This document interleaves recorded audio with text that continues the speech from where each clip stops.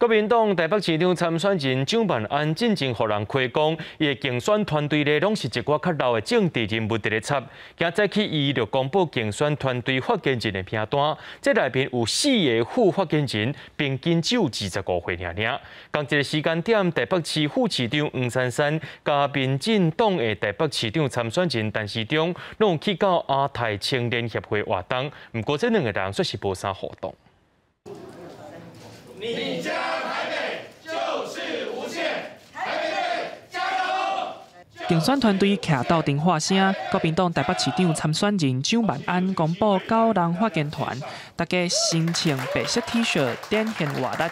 名单内底，阁有4名平均25岁少年人，有想要破除竞选团队拢老人的印象。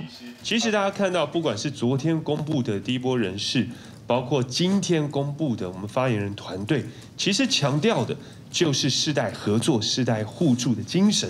蒋万安嘛继续批评民进党台北市长参选人陈时中的竞选口号“台北队是抄袭”。陈时中伫亚太青年协会活动受访的时提出回应。部长，请问台北队长这个到底是谁先出来的？哦，这是一个通用名词了哈。谢谢。